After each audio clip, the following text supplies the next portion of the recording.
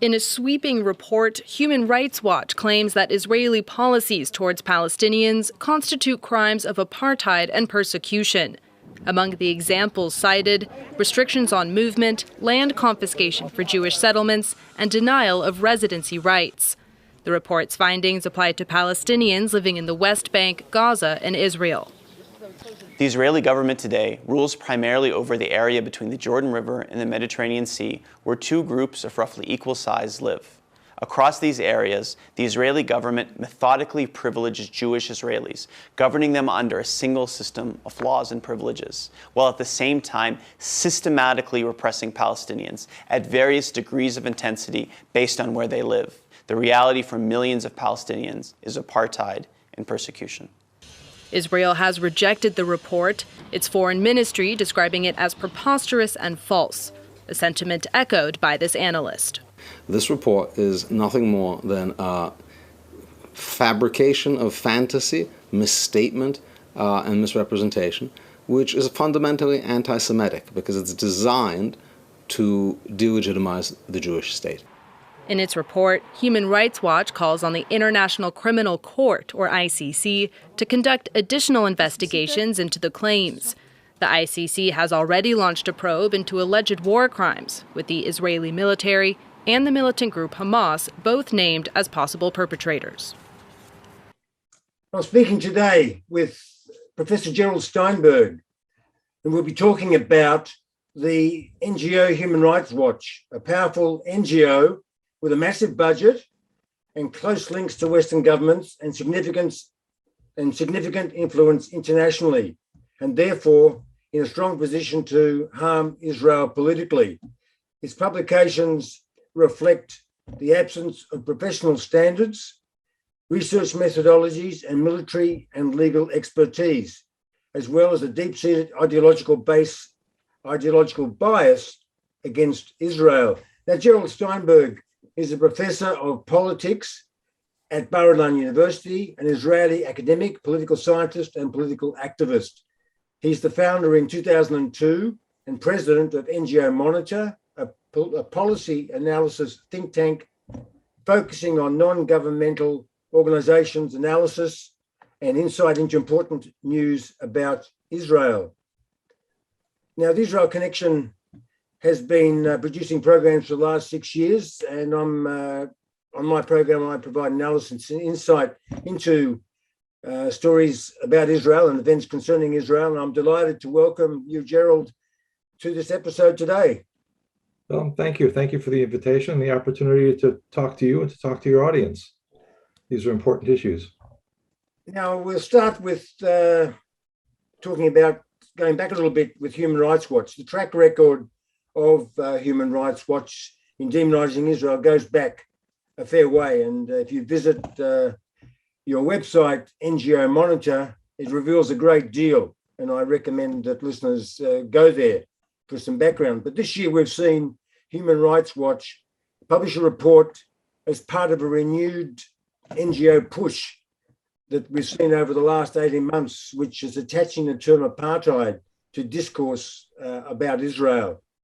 Now, would you want to explain why this strategy has come to be and why it's particularly insidious and potentially damaging to Israel and reflects such an intense political and ideological bias against Israel?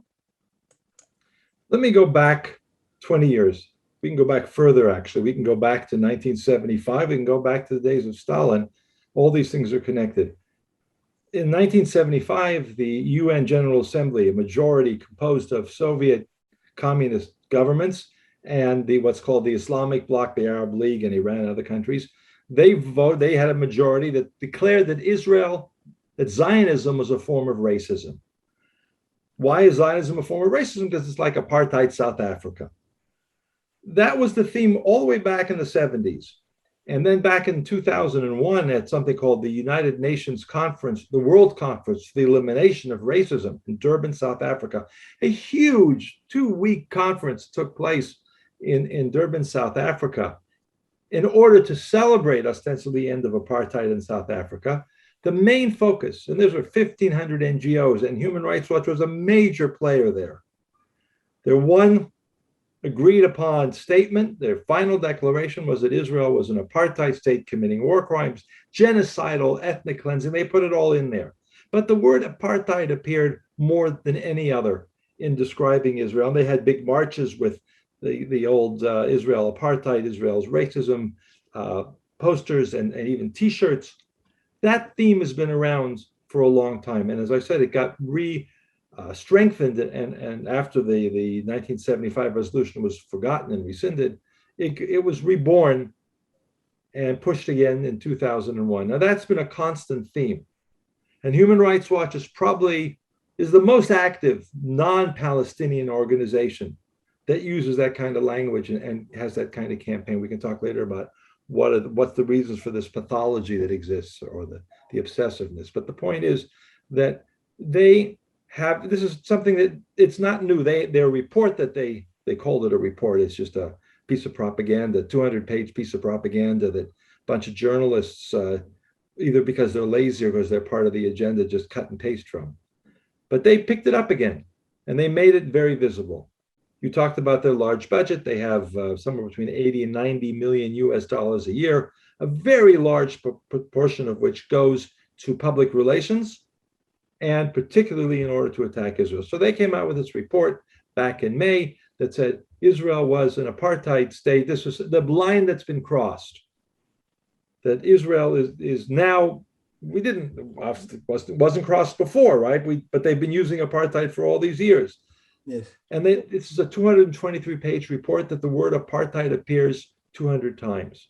Now, the whole purpose of this is to demonize Israel, to delegitimize Israel. It's the same goal that Human Rights Watch, led by someone who's really obsessive in his hatred of Israel, a gentleman by the name of Ken Roth. And he's hired fellow obsessives all the years through, and their names are on this report, particularly someone by the name of Omar Shakir, whose entire life is demonizing Israel, as is most of Ken Roth's, and others. So they issued this report, and what they did, they did press conferences. They ran around to present it, did all sorts of frameworks. They got themselves into the major media, and including in Australia, and into the wire services. There's absolutely nothing substantive in that report.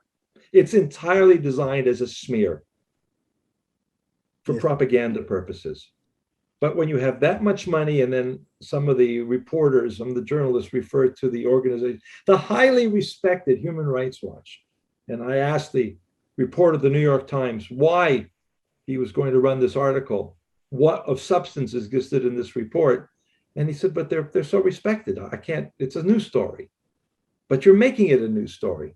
And that's about as far as the conversation went. And that's more or less where we stand. Hasn't the term or the word apartheid kind of been reinvented? It's no longer exactly the same, has the same meaning, and it's kind of been twisted and turned so that it can be used as a word that describes, or is allegedly describing, what's happening in Israel and the territories. Yeah, look, first of all, Human Rights Watch isn't the only organization doing this. There's a big push, and it's all coordinated.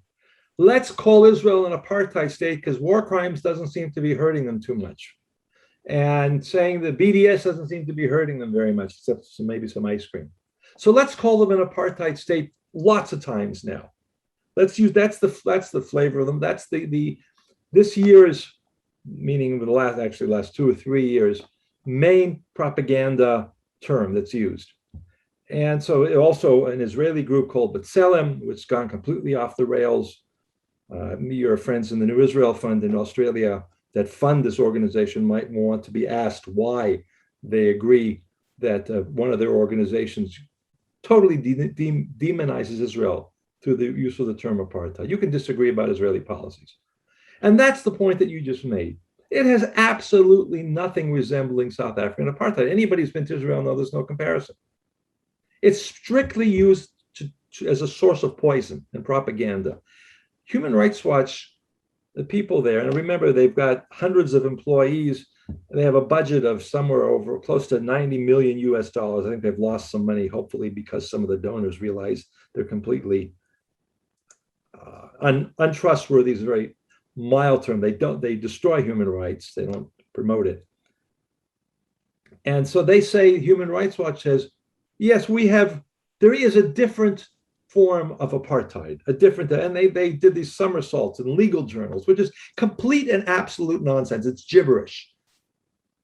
If anybody reads it, it's obviously gibberish, and some very good legal minds, particularly Joshua Kern from South Africa now in the UK, Eugene Kantorowicz and Ann Hertzberg, who works with NGO Monitor, have all written exposés showing how it's complete nonsense to say we've got a new form of apartheid. When you ask anybody on the street or any journalist or diplomat what's apartheid, they'll tell you it's what happened in South Africa. So the idea that there's some sort of new definition that uses all sorts of this convoluted legal language, that's all nonsense. It's only designed, it's strictly as a poisonous weapon to be used against Israel, and it's exploiting the real suffering of apartheid in South Africa. And anybody involved in human rights who doesn't see that, I know you've got in Australia, you've got a former ABC News woman by the name of Sophie McNeil. She's very much part of this poisonous process, and she needs to be called to account. Yeah, well, she's no longer a journalist. She's now she works for Human Rights Watch. She's part of the propaganda machine.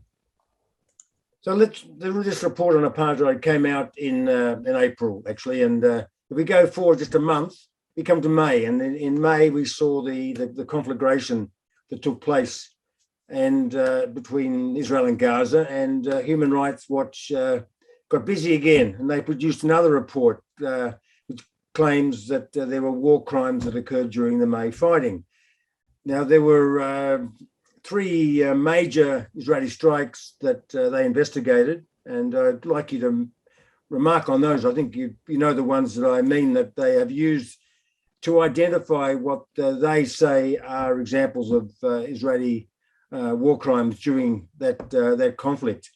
But I know that AJAC, where you spoke last year, have written a very dismissive piece of that, showing how they are so poorly researched and factually bankrupt. Perhaps you want to just outline why they made, or how they made such a poor case against Israel? Human Rights Watch and everything that has to do with Israel, and by the way, just because it's now, we're right in the middle of the disaster, the humanitarian disaster that's taking place in Afghanistan. If you compare the number of pages, the number of posts of Human Rights Watch on Afghanistan over the last 20 years to Israel, this is on Israel. This is, you would have to use a magnifying glass until 3 days ago to see any concern about what Taliban or terror or Afghanistan. And that again shows the obsessiveness. So this is what they do. How do you attack Israel? How do you demonize Israel? And it's a personal project for Ken Roth, who runs Human Rights Watch, has been there since 1993. Some of us refer to him as the president for life, like in North Korea. One man has run this organization since 1993 and hired one after the other anti-Israel propagandists. Again, and that's why I raised the name of Sophie McNeil, because he hired her too. The ones who are proven to be among the most poisonous propagandists. So what do? They make these reports that people take seriously, journalists in particular. And then if journalists take it seriously, then diplomats and policymakers take it seriously, and members of parliament. It's all the propaganda machine. So they issued a report. There was a war in Gaza, and exactly what they've done, you can trace it back to Jenin and the false Jenin massacre of 2001, or the Lebanon war. I have a long list. I won't go through it. The first Gaza war in 2009. And they issue these reports like they know they have any knowledge of what actually went on. They have no knowledge whatsoever. And what upsets me is that journalists who quote this, or diplomats, don't bother to read it. Because if you read the reports, they consist of cutting and pasting from some other journalists or from other NGOs, sometimes Palestinian groups, who also, you're going to expect in a group in Gaza, who only is allowed to exist because of Hamas and their closeness to Hamas. And they're going to tell you that Israel killed civilians and that becomes evidence. In what serious world does that become evidence? But that's what these reports consist of. They consist of testimonies, they call it, from people in Gaza, Palestinians in Gaza, about what they saw and claimed. And what they saw and claimed and say is, there were no members of Hamas, there were no militants, there were no missiles were being fired. Israel just blew up the buildings because for no particular reason other than because Israel is a bunch of war criminals. That's what the report says. If you strip away all the with a lot of legal blah, blah, blah, they talk about the intentions of Israeli military leaders and what's called military necessity. They have absolutely zero way of knowing or caring about what Israeli military intentions are. They don't. This is all designed to demonize Israel. So they have 3 incidents in there, in that report. One of them, the most of 3 buildings that were not necessarily attacked, but that were destroyed. One of those, I think, the Israeli military said they made a mistake, that they did not realize that there's civilians in the building. And when you're dealing with a war, and let's remember that there were 4,230 missiles, an average of over 400 a day being fired at Israel. And I was carrying a grandchild in the middle of one of those attacks to a shelter, as were hundreds of thousands of other Israelis. To expect that the Israeli military is going to get every single target correct is ridiculous. It's important to recognize also the people who write these reports about military confrontations have zero experience. They know nothing about the military. They have never been in a combat situation, nor have they been under fire. They don't know what they're talking about. It's all smoke and mirrors and propaganda. One of the main allegations, the most serious one, had to do with a building that was not bombed by Israel, but which collapsed following an Israeli bombing. In one of the main streets of Gaza, Israel bombed the road, creating a big hole in it.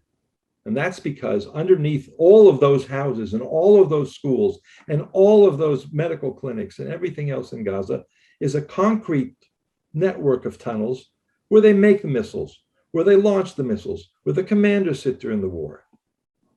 So Israel attacked one of those points, and nearby there was a large building, and as a totally unexpected result, the building collapsed.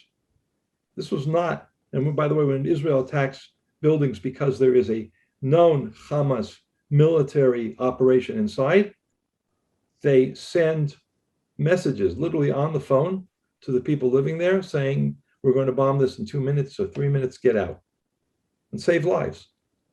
This was not such a case. It was clearly an unexpected, it was an accident, unexpected result. To build your entire case of war crimes against Israel, not on the basis of the fact that the Hamas had stolen, including Australian humanitarian aid provided by World Vision back in the day for building these tunnels and this military terror operation. That wasn't the point of that report. They were in a hurry to issue a report that said Israel committed all these terrible war crimes, and that's so that the International Criminal Court prosecutor can proceed with the investigation. That's all part of the process. So, in fact, that report, for anybody who actually reads it and looks at the details, it has zero credibility or substance. It's all propaganda. Well, coming forward a little bit now, and this is the basis upon which I contacted you, Gerald. We saw a report only just a few days ago from Human Rights Watch, in which they'd promised way back in May, and that came out talking about rocket attacks by Palestinian armed groups against Israel during May. And this report makes the unambiguous declaration that indiscriminate attacks by Gaza-based armed groups were war crimes. Now, this report from Human Rights Watch gives an impression of even-handedness, where it's called out Palestinian armed groups, rocket and mortar attacks during May, fighting in the Gaza Strip, which killed and injured civilians in Israel and Gaza, as having violated the laws of war and amounting to war crimes. Now, what do you make of this latest offering from Human Rights Watch, which goes into great detail to describe the casualties that Israel experienced in May at the hands of Hamas and its affiliates? when you follow, when I follow an organization like Human Rights Watch, and I've been doing this now for over 20 years. That's why NGO monitoring existed, because somebody had to do this. And I realized as an academic and someone who's involved in international relations and politics and human rights, that these organizations were getting away with not just lies, but also extremely distorted agendas and propaganda. Human Rights Watch is the most obvious case. And when you follow their history, as I said, I've been doing it for 20 years, every 2 or 3 years, every year they'll do 5, 6, 7 reports and campaigns attacking Israel. We had a couple of, back a few months ago, we had one about, which was a boycott related issue having to do with tourism. And then we had the apartheid report. And then we had the May report that we just discussed. And then they do one report criticizing Palestinians. And then 3 or 4 years later, they do another one. And so when they're accused of being biased against Israel, they can say to the journalists, and I've seen this take place exactly in this pattern. You have a New York Times journalist who says, but what you're saying can't be correct, because Human Rights Watch does criticize the armed groups, the armed factions. They don't say we criticize Hamas or Hezbollah. We criticize the armed factions, Palestinian armed factions. And then it's forgotten. So that in 2002, after 1,000 Israelis had been murdered in suicide bombings of various kinds, directed by Arafat, they came out with a report 2 years after. During all this time, they were writing reports about Israeli war crimes in Jenin and all the responses to terrorism. They finally came out in, I believe it was November of 2002, with a single report, which was acknowledging, and very much like this report, simply cutting and pasting was already available. Much after the fact, why did it take Human Rights Watch till August, when they came out their report on Israel a couple of months ago, when the events took place in May, and where any one of us could have written that report and a lot more on a day-to-day basis? It's strictly PR propaganda. They're looking at the text of the reports. What's more important than what's written in there is what's not written. What's written in there is obvious to anybody. What's not written is, for instance, the fact that neither Human Rights Watch nor Amnesty International nor the UN Human Rights Council nor any Western government issued a serious set of reports warning about the abuse, the exploitation, the theft of billions in international aid in Gaza to build this terror infrastructure. I mean, let's think about this. This is an area that's supposed to be extremely poor. And international aid is absolutely required, or they're all going to die. And what do they do with that aid?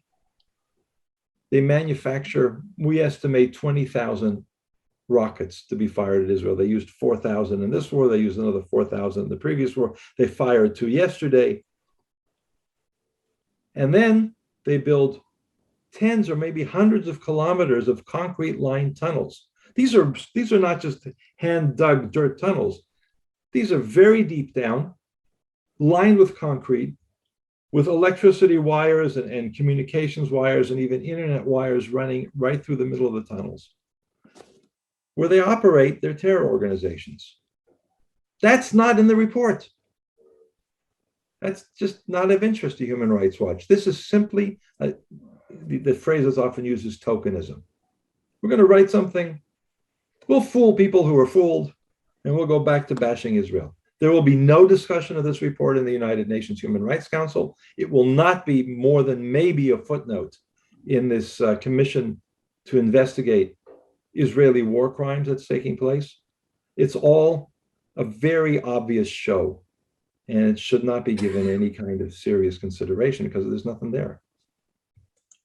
Yeah, because you mentioned just then about the International Criminal Court as one of the places where Israel is going to have to deal with a case that's going to be put forward regarding alleged war crimes. And I think isn't this kind of trying to add some kind of credibility to that this is the place that we have to go to, because there's two sides to the story. So we need to give a chance for this arbiter to make a decision about the two sides and what went on. This is kind of what they're trying to. We need to appear. We need to have the appearance without the substance of two sides.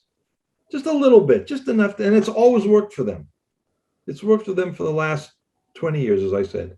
These token reports, yeah. And they're heavily invested.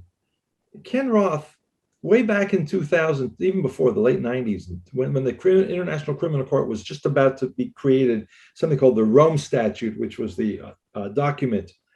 And Roth even then talked about bringing Israeli war criminals before the court. So he's been scheming to do this.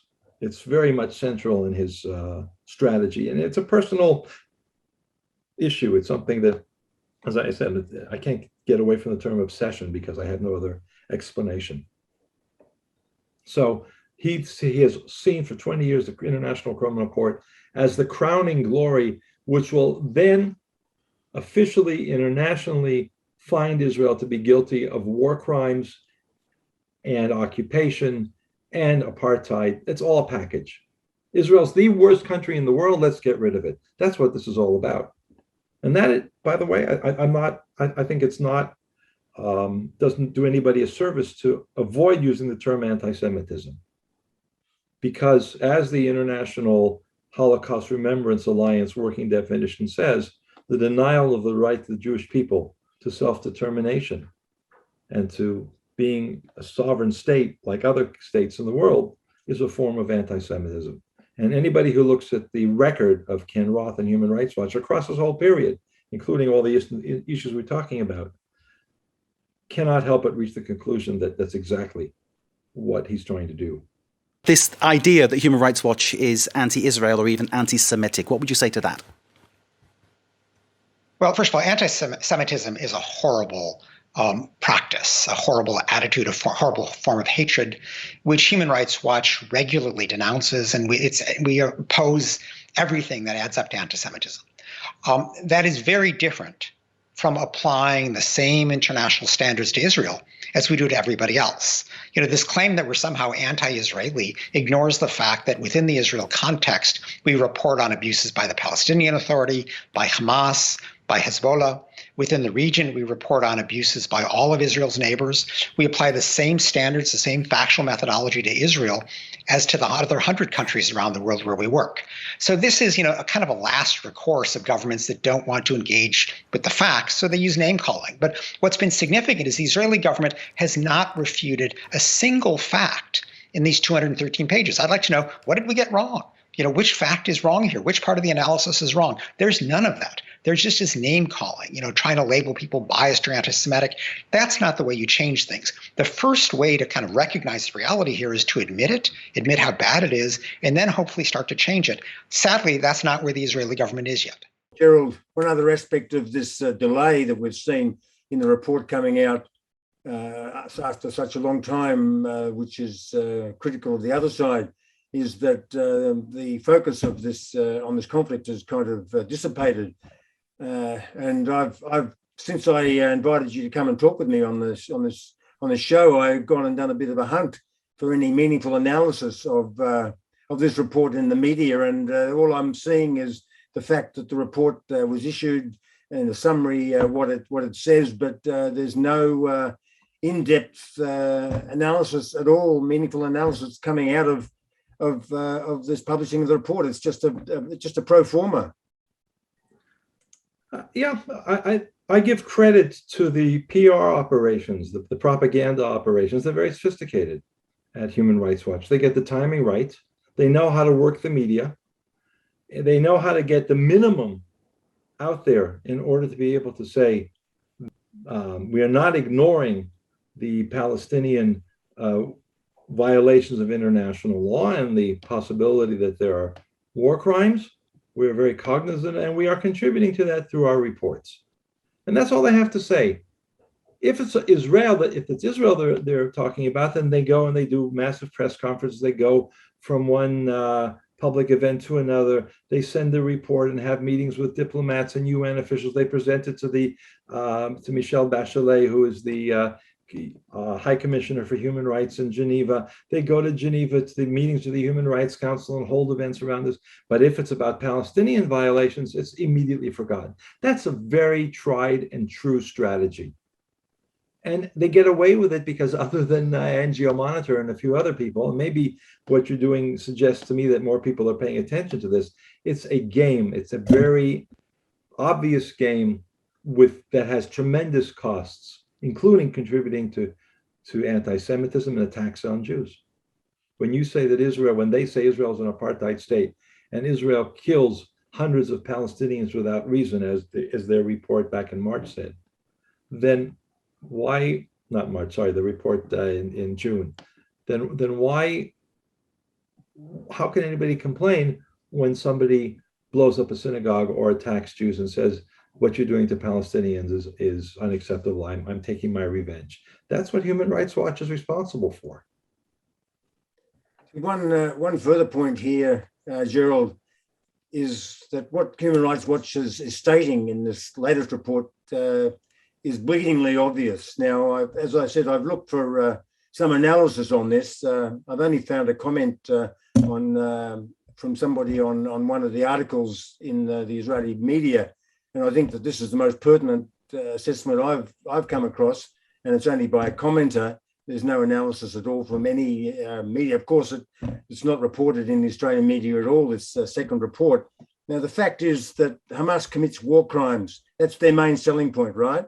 It's advertised on their posters, on their leaflets. It's illustrated with photos featuring this double war crime of launching rockets at civilian populations in Israel from within populations in Gaza.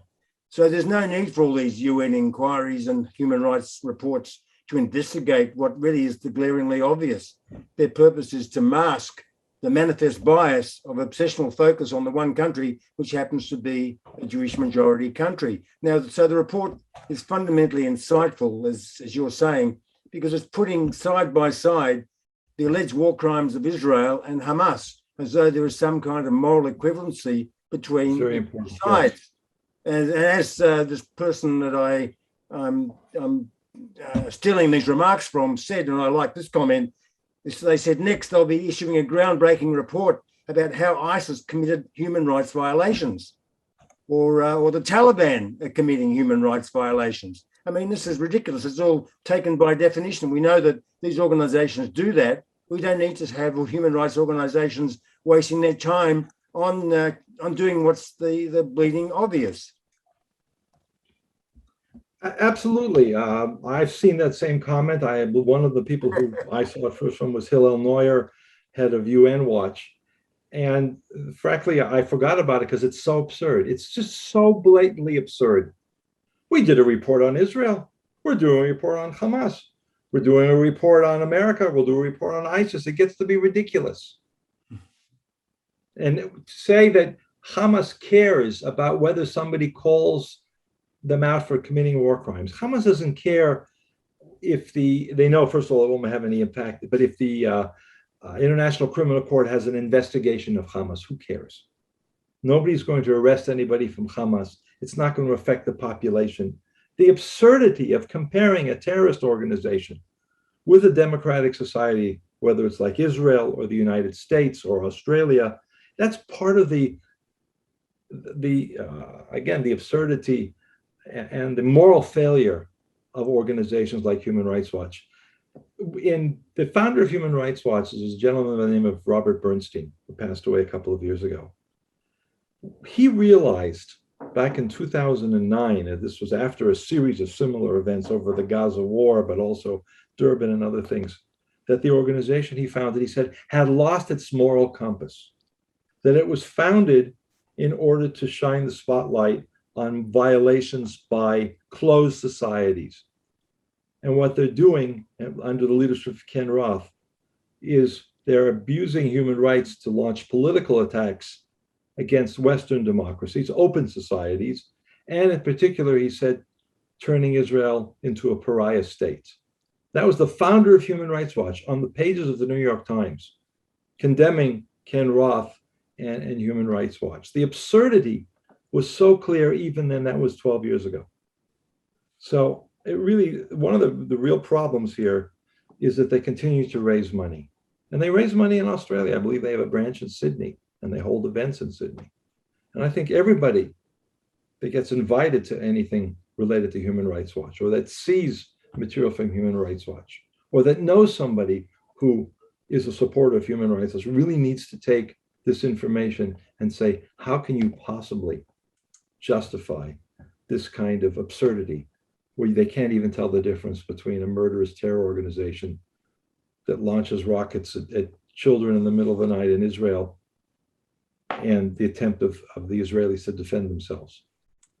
And they get into a whole issue then of, they'll say, well, it's occupation. Gaza hasn't been occupied for 16 years. There's not a single Israeli civilian or military personnel in Gaza. Then they make up other things, then it gets back to apartheid and all these other issues. It's clear their goal is to destroy Israel, not to promote human rights. And I think that's something that, as I said, everybody who has any connection with the organization should really say, until Ken Roth and the people that he hired leave the organization, they really should not be considered to be in any way legitimate or to get any support. Can I just put this proposition to you, Gerald, that I believe in all the media work I do, I'm monitoring what's going on in this space.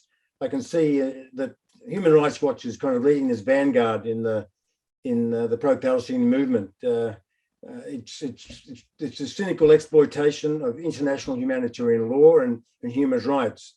So in theory, all these officials, researchers and analysts working in the area of human rights are committed, or should be committed, to an unbiased, politically neutral reporting system. But their credibility as watchdogs should be based on a non-discriminatory, fair-minded approach. And I think this is the lead into one of the papers you wrote once about Human Rights Watch. So many NGOs, as we know, espouse this universalist language of human rights, but actually use it to defend highly particularist causes, the rights of particular national groups or minorities or classes of persons. And I'm quoting here, this is a Professor Michael Ignatieff, who runs this university in Central European University, I believe in this highly democratic country called Hungary. And he notes that persons who care about human rights violations committed against Palestinians may not care so much about human rights violations committed by Palestinians against Israelis and vice versa, which I noted with some relish. One other thing in this vein, I've just done an interview, Gerald, with the director of Save the Children in Australia. And I haven't published it yet. He's the director of Save the Children in the Palestinian territories. He's constantly stating that his organization supports Universal Declaration of Human Rights for the Child. And in his criticism of Israel, he's only pursuing accountability, he says, for the infringements of the human rights of children. Now, of course, between the two of us, we're both obviously concerned about the human rights of children, and it becomes almost a non-negotiable argument that he's putting down on the table that we can't argue with. But there's a fundamental flaw here, isn't there, Gerald? Oh, there's more than a fundamental flaw. I don't know the gentleman involved, and since I'll leave it up to you to perhaps carry on the conversation, I'm going to change my background here, because that's an opportunity for me to say what I want to say about NGO Monitor. For you and for others, there's a big industry. Human Rights Watch is not the only one out there. There are hundreds of them. And many of them, in a smaller way, are guilty of exploiting human rights. The language that he used is a standard propaganda language. He's not interested in the rights of Israeli children that have to live under bombardment from terror. And by the way, now we have a different kind of terror. We had this terrible forest fire where millions of Israelis near Jerusalem saw the flames that was clearly deliberately set. It's an ecological terror. The right, Save the Children is just another one of those groups. It also collects a lot of money, like World Vision did in Australia, by the way. Who monitors what they're doing? So on NGO Monitor, you can go to the section, the page on Save the Children, and you can read our report, which documents the work and the propaganda that they do. I don't blame this gentleman because he lives probably in an environment where all he hears is these kinds of slogans. But the truth is that Palestinian children are exploited primarily by Palestinians. There's the problem of child soldiers. Many of the under 18-year-olds, the minors who were killed in Gaza in the last war back in May, some of them were wearing uniforms. Some of them were being deliberately used as human shields. Some of them act as combatants. They're involved in the terror framework. They're trained. If you look at Gaza summer camp pictures, these are little kids being taught to kill and to hate. Why doesn't Save the Children put its efforts into ending the suffering of Palestinian children at the hands of Palestinians? And the reason that they don't do it is because of the political correctness. He won't have a good answer for that because he will not have thought about it before in most cases. And I think all of them need to be confronted. And perhaps some of them will begin to think. And certainly that's another framework that should not be funded until they stop allowing themselves to be used for propaganda. You can see that I have strong views on all of these groups because it's so deeply rooted and there's so much money and attention. Save the Children is on the list of the 10 worst propaganda organizations. Save the Children is somewhere on there after Human Rights Watch and Amnesty. And what they do is they recycle, by the way, in reports of an organization called Defense for Children International Palestine. Yeah, that's the other one. Yes. And that is linked. That's very closely linked to a PFLP terror organization. It's a facade. It's a terror front. Yes, as we've documented. So anybody who uses that material and has an alliance with them needs to be seriously questioned. It's hard to do because NGOs have this halo effect. They do God's work. Well, you have to tell them, sorry, but we don't agree with that. That's not the way we see it. And that's what NGO Monitor tries to do. It's a wonderful name, Save the Children. It shouldn't be a source that turns children into terrorists. Well, when I get this interview out, it's actually one where I had a man who's the CEO for Save a Child's Heart. That's the opposite. Which is an organization that has the child's welfare truly at heart. And that's exactly the opposite. That's what NGOs should be doing. Yes. And that is providing medical services. They don't do politics. They do medical services, particularly including for Palestinians. And I've seen they do operations for children from all over the Arab world. That Syrians come in and Palestinian from Gaza, and they don't ask questions about who your parents are or what your political affiliation is. So that's really what humanitarianism should be about, and not the hate and the propaganda that unfortunately so many of them have become involved in. Thank you very much for talking to me today on the Israel Connection, and I'm sure my audience appreciates what you've been telling us today on my program. My pleasure, David. Good to talk to you. Thank you for inviting me. Help get the word out. HRW has lost its moral compass. To learn more, visit www.ngo-monitor.org.